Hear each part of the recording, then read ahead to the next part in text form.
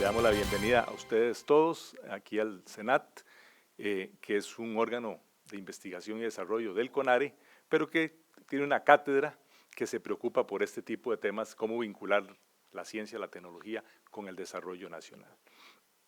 Y a don Luis Gamboa, de CPC, porque se ha vuelto un aliado, hemos creado una relación entre CPC, Senat y OSEX de la UNED, con doña Belia Gobaere, que nos ha permitido ir trabajando algunas cosas. Una de ellas es el trabajo que ha hecho el KDI, el Korean Development Institute, que ha venido trabajando intensamente en proponer una hoja de ruta para el desarrollo de la ciencia, la tecnología y el desarrollo industrial y la política de competitividad del país.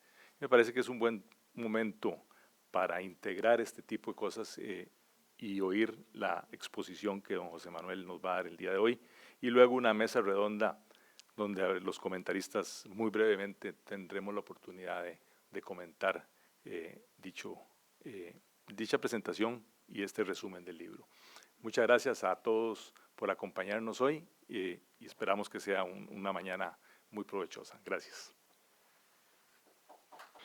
En nombre del Consejo de Promoción de la Competitividad, es para mí una gran satisfacción presentar a esta representativa audiencia los resultados de una amplia investigación de la OIT, que viene al encuentro de nuestras inquietudes nacionales.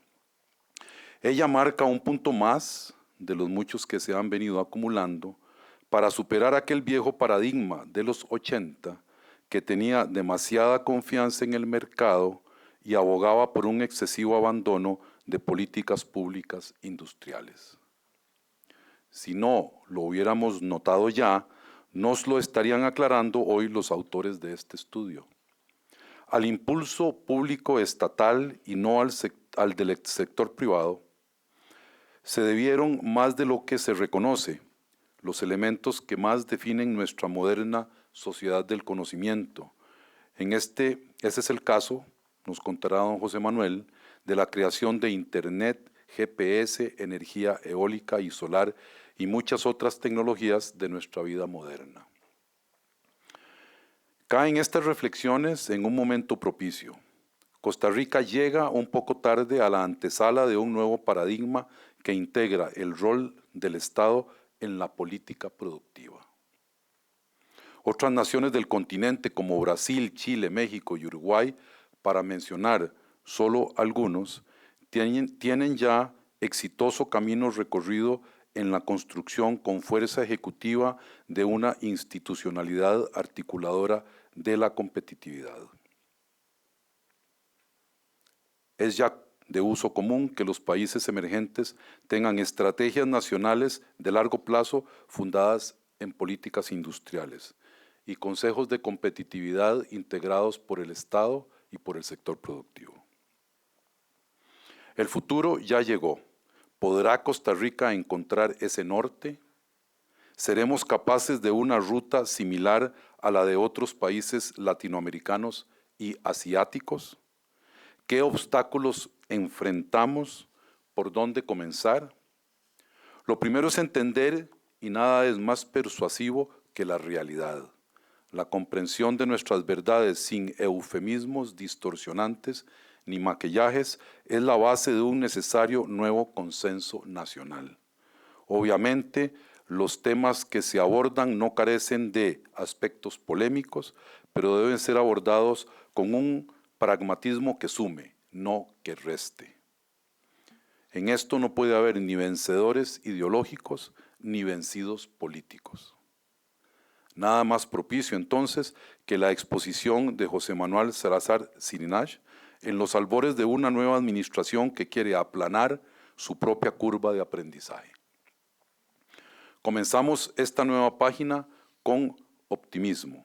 La exposición crítica de este estudio es una contribución de peso para emprender un esfuerzo articulador de voluntades que asuma las buenas prácticas nacionales, por limitadas que hayan sido, para fortalecer nuestro aparato productivo por medio de la innovación y la creación de capacidades.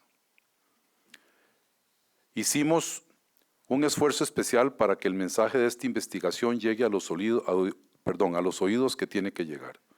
Nos da una gran satisfacción saber que estamos excelentemente acompañados el día de hoy por empresas de renombre, funcionarios gubernamentales con experiencia y responsabilidades en las materias que se abordan, centros de investigación, incubadoras de empresas tecnológicas, académicos de renombre, estudiantes, profesores y profesionales, todos y todas a quienes agradecemos su presencia.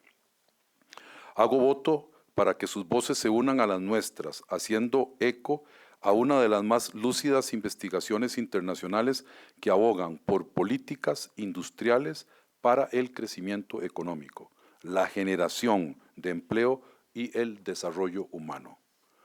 Hoy tenemos el honor de ver su primicia en Costa Rica. Cedo el espacio a nuestro distinguido invitado y compatriota, doctor José Manuel Salazar Cilinach, quien conoce en carne propia nuestras fortalezas y sobre todo nuestras debilidades. Muchas gracias. Pues más formalmente, muchísimas gracias al Senat, al Consejo de Promoción de la Competitividad, al Estado de la Nación, a la UNED y a la OIT por la invitación de presentar este libro. En particular a Luis Gamboa, a Belia, muchas gracias Belia, han sido varias semanas de intercambiar emails y de organizar esto, a Álvaro Ramírez y a Eduardo Cibaja y a todos los que han contribuido. Los temas de la transformación productiva y la política industrial han ocupado mi interés en diferentes etapas. Como estudiante, ya mi tesis de doctorado trataba sobre varios de esos temas. Cuando fui presidente ejecutivo de CODESA, como se mencionó, del 88 al 90, además del programa de privatización en que se estaba, que de hecho es una cara de la política industrial en los países, lanzamos junto con el MEIC y también en estrecha colaboración con el MISIT, lo que llamamos un programa de reconversión industrial. Y entre otros frutos de ese programa estuvo la creación del CEGESTI, que me alegra muchísimo, que ha continuado creciendo y dando servicios muy útiles hasta hoy día en toda Centroamérica, no solo en Costa Rica. Pero claro, recibimos algunas críticas en ese momento cuando los vientos del llamado consenso de Washington habían empezado a soplar fuerte en Costa Rica, sobre todo porque, claro, después de la reputación de CODESA y tratar de ser un programa de política industrial en CODESA, tal vez no era el lugar más indicado en ese momento. Pero fue un programa valioso que obviamente fue descontinuado. Un par de años más tarde, del 93 y en el 94, en FEDEPRICAP negociamos con el BID, cuando era el arranque del relanzamiento de toda la integración centroamericana, un proyecto de estudio de varias cadenas de valor a nivel centroamericano, un gran proyecto de estudio de la competitividad en una serie de clústeres. Por cierto, el director de ese proyecto fue Helio Fallas. Allí trabajamos 2 años y fue ese proyecto lo que inspiró y creó el ambiente para que el INCAE trajera a Michael Porter. La secuencia fue esa. Primero el proyecto y una vez que el proyecto estaba terminado, pocos meses después, vino la etapa de la presidencia de Michael Porter en Centroamérica. En la OIT este es un tema importante que hemos impulsado como parte del trabajo en políticas de empleo, porque para decirlo en una frase, para ser exitosa, una política de empleo tiene que estar anclada en una política clara de transformación productiva. No basta con una política de crecimiento puro y simple, es necesario algo más profundo, una estrategia de transformación productiva que incluya y que influya la velocidad y los patrones de ese crecimiento y lo haga económica y socialmente más inclusivo, con mayor productividad, mayores salarios y reduciendo la informalidad y la pobreza. Y ahí se requiere un trabajo muy conjunto entre esa estrategia de transformación productiva y empleo y las políticas sociales. Tampoco basta solo con el lado de las políticas sociales de la ecuación. Para entrar en materia, quisiera comenzar con una observación de la historia económica, y esta es que en ningún país ha recorrido el arduo camino desde la pobreza rural generalizada hasta la riqueza, digamos, postindustrial, sin políticas proactivas de gobierno para acelerar la transformación productiva y el dinamismo de las economías. Aunque la política industrial tuvo una época de oro con la sustitución de importaciones en América Latina, con un cierto tipo de instrumentos, y con el modelo exportador asiático, que también empleó muchísima este tipo de instrumentos. Con el consenso de Washington en los 80s y 90s, la política industrial murió en el discurso económico, pero no así en la práctica. Muchos países continuaron utilizándola intensivamente con diferentes nombres, políticas para promover la competitividad o para fomentar clústeres, a la Porter, etc. Pero el saber convencional en los últimos 30 años generalmente negó la política industrial, particularmente en el mundo anglosajón, y de hecho criticó y marginó bastante a quienes la proponían. Afortunadamente, por una serie de razones que elaboramos en la introducción del libro, pero que no me voy a detener ahora, el debate económico ha cambiado de una discusión muy estéril sobre si tener o no política industrial, y también una discusión bastante ideológica, a la cuestión concreta de cómo hacerla, cómo diseñar estrategias y políticas de transformación productiva, cómo ponerla en práctica de manera efectiva en las condiciones específicas de cada país. Y hay toda una serie de nuevas y recientes contribuciones sobre este tema. Así que en realidad este libro se suma a una corriente importante, casi que diríamos un boom de libros sobre esto. Stiglitz, Danny Roderick, Robert Devlin y Mogillansky, etc. Y, por cierto, me acabo de enterar recientemente que el informe anual del BID de este año es sobre política industrial. Y están empezando a distribuirlo y a presentarlo. Dentro de esta línea de pensamiento, entonces, este libro, como se mencionó en la introducción, tiene 15 capítulos escritos por 27 autores y es un proyecto conjunto con la UNCTAD, la Conferencia sobre Comercio y Desarrollo de Naciones Unidas, y se fijó estos 3 objetivos básicos. Primero, identificar las diferentes perspectivas y marcos económicos y evaluar su contribución al análisis y diseño de políticas industriales. Esto incluye los primeros 5 capítulos y las perspectivas identificadas son estas que están allí.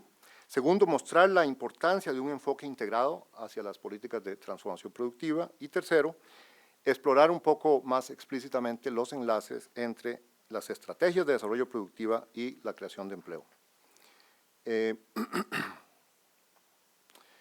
Los 15 capítulos están organizados en estas 3 partes, incluyendo la introducción de los editores. Entonces, lo que voy a hacer ahora en la charla es básicamente 3 cosas. Uno, resumir un poco esta idea de los modelos y perspectivas, y me disculpan un poquito si va ahí un poco de jerga económica y demás. Creo que la segunda y tercera partes van a ser más, digamos, familiares, más de sentido común. Algunas lecciones que extraemos los editores sobre los casos que presentamos ahí de la experiencia en general. Eso va a ser la segunda parte. Y voy a terminar hablando un poco sobre el caso de Costa Rica.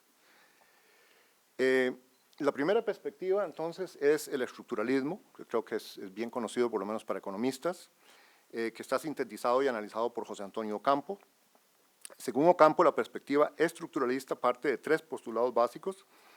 Uno es que el crecimiento y la creación de mejores empleos y el desarrollo se realizan a través, por un lado, de crecimiento de la productividad de las empresas y en los sectores, con base en cambios tecnológicos, organizativos, etcétera, y por otra parte, cambios estructurales en la economía, es decir, movimiento de personas y de nacimiento de nuevas actividades con mayor productividad, nuevas inversiones, nuevas empresas en otros sectores.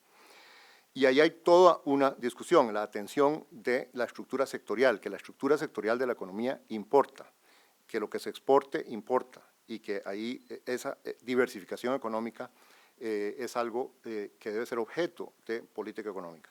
Segundo, que es necesario un enfoque integrado de las políticas macro, comerciales, tecnológicas y sectoriales en la consecución de esos objetivos de crecimiento económico.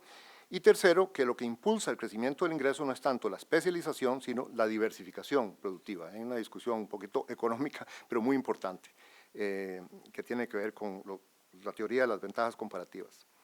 Además de explicar estas y otras características, y para hacerle publicidad al capítulo, si ustedes quieren tener una visión rápida en 25 páginas de lo que es el estructuralismo, su historia y su relevancia actual, este es un buen capítulo para comenzar.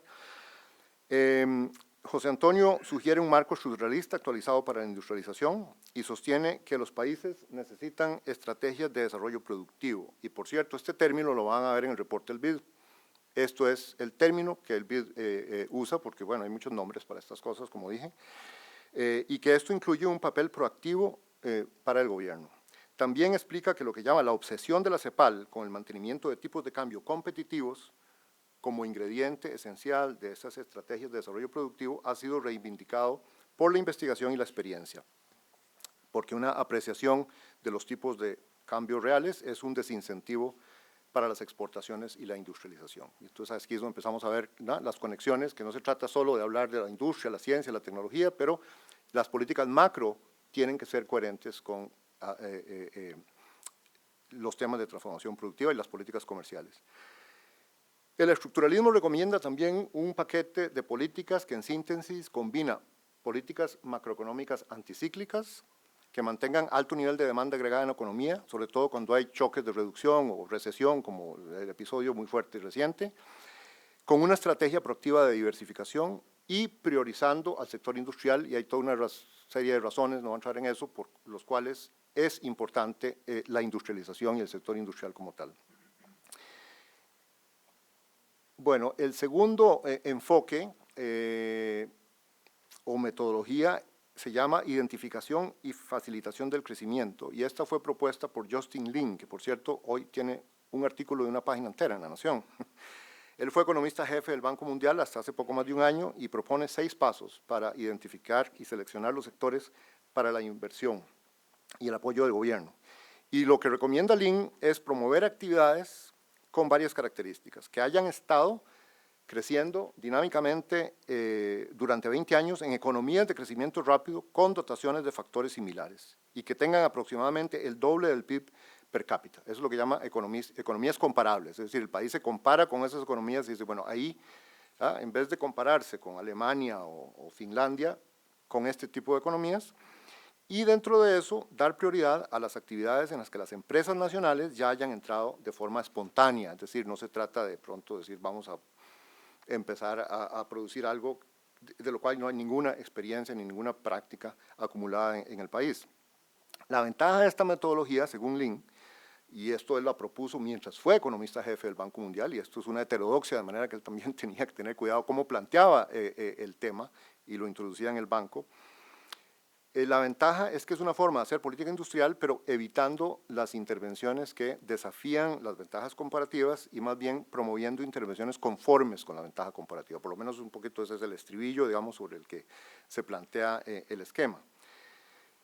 Este es un esquema o un enfoque que ha sido bien debatido y en síntesis, ¿qué podemos decir? Un primer comentario es que la intención de superar las limitaciones del enfoque tradicional, neoclásico si se quiere, y ese debate estéril de tener que escoger entre fallas del mercado o fallas del gobierno son pasos muy positivos. Entonces esto abrió una conversación importante en el Banco Mundial.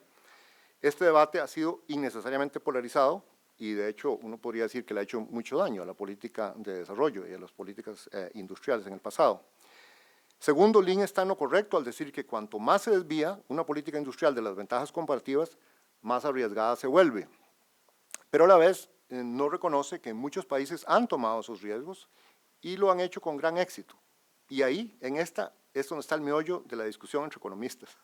Hasta dónde desafiar las ventajas comparativas, hasta dónde asumir los riesgos y cómo minimizar esos riesgos. Y bueno, y ahí viene Dani Rodrik y otros que dicen, mire, hay que experimentar, y tampoco el hecho de que haya uno o dos errores o varios errores, pero hay que ver el beneficio neto, y ahí ustedes tienen las discusiones en Estados Unidos, la crítica a Obama por Syngenta, ¿no? Entonces, bueno, ahí hay un fracaso importante, pero a la vez en unas inversiones en el paquete de estímulo de Estados Unidos de $80 billones, se perdieron 500 millones, bueno, tremendo, pero hay que ver el paquete entero de las apuestas competitivas y tecnológicas que está haciendo el país. Obviamente, igual que en el sector privado, no todo va a ser exitoso. Y el problema con este enfoque es que al centrarse en las ventajas comparativas estáticas, no presta suficiente atención a las dinámicas de la modernización tecnológica, las actividades con rendimientos crecientes y los impresionantes efectos de aprendizaje acelerado, como el caso de Corea y otros países. El otro enfoque es la llamada economía de la evolución, que es la que se centra en analizar, hay toda una serie, hay una historia ahí de economistas que han contribuido a ver la tecnología, los procesos de aprendizaje, los procesos de innovación y cómo inducen crecimientos en la productividad y en la transformación económica. Este enfoque argumenta que las economías de alto rendimiento son las que han encontrado la manera de mover las estructuras productivas de actividades de baja calidad con rendimientos decrecientes, aprendizaje lento, baja productividad, bajos salarios, a actividades de más alta calidad, que tienen economías de escala más altas, aprendizajes acelerados, rápidos progresos tecnológicos, alta productividad y salarios altos. Bueno, esto es una verdad de perogrullo. Este es el proceso de desarrollo. El tema es, ¿cuál es el papel del gobierno? ¿Qué se puede hacer que exitosamente acelere el pasar de actividades de baja calidad? Y aquí está incluido la informalidad, el sector informal de las economías y la gente que está en empleos a actividades de más alta calidad. Ya sea, obviamente, o sea, subir la escala de las ventajas comparativas, ya sea trayendo inversión extranjera, más haciendo otras cosas. Dentro de esta perspectiva, el Estado es clave en las apuestas competitivas y en el desarrollo de tecnologías. Bueno, hay un capítulo sobre eso, así que no me voy a detener. Un hilo conductor en toda esta literatura sobre crecimiento y cambio tecnológico es el papel de las capacidades. En inglés el término es capabilities, de transformación estructural. Y menciono en inglés porque voy a hacer un comentario en un momento, pero no se ha formulado una teoría integrada de las capacidades. ¿Qué son exactamente esas capacidades? ¿Dónde residen? Ahora comentábamos, por cierto, que en Costa Rica estaba muy impresionado con la lista aquí de los científicos y entiendo que el Estado de la Nación está haciendo esta censo y esta base de datos de todos los científicos costarricenses y demás. Y mencionaba Jorge Vargas que, claro, en algunos casos, si 6 científicos costarricenses se montan en un automóvil y tienen un accidente, perdemos las capacidades totales en ese campo. Bueno, ese es el concepto de las capabilities, de las capacidades. Entonces, ¿dónde residen? ¿Cómo evolucionan? ¿Cómo pueden ser apoyadas por las políticas? Ingrid Nubler, la colega coeditora del libro, se propone desarrollar esta teoría en el capítulo 4.